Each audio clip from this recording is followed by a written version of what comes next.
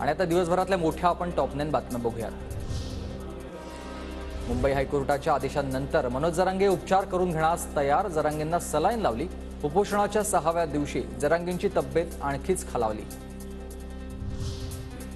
विधिमंडळाचे विशेष अधिवेशन आता 2 दिवसांचं असेल। 20 फेब्रुवारीला राज्यपाल अभिभाषण करतील आणि शोक प्रस्ताव सादर करतील, तर 21 फेब्रुवारीला मराठा आरक्षण अधिसूचनेचं कायद्यात रूपांतर होणार, सूत्रांची माहिती।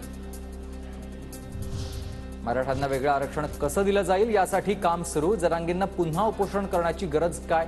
श्रेय घेण्यासाठी उपोषण, भुजबळांचा आरोप। जरांगेंना वाटलं असेल की आता 15 तारखेला येणारच आहे, तर मराठा आरक्षण वेगळं मिळणारच आहे, तर आपण 10 तारखेलाच उपोषणाला बसावं, म्हणजे मग थोडं श्रेय सुद्धा मिळू शकतं। भुजबळ वरिष्ठ नेते, तरीही त्यांचं कॅबिनेटमध्ये ऐकलं जात नाही, त्यामुळे त्यांना मीडियासमोर न्याय मागावा लागतोय। सुप्रिया सुळेंचं हे वक्तव्य आहे, तर भुजबळांनी आम्हाला भेटून त्यांच्या व्यथा सांगितल्याचाही सुळेंचा दावा आहे।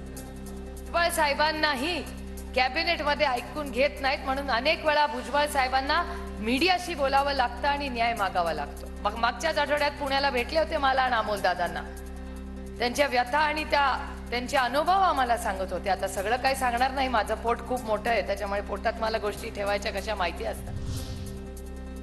20 तारखेला अधिवेशन, मनात आलं म्हणजे अधिवेशन घेता येत नाही। उदय सामंतांची प्रतिक्रिया, तर सरकारकडून जरांगेंच्या जीवाशी खेळण्याचा क्रूर पाप, विनायक राऊतांची टीका।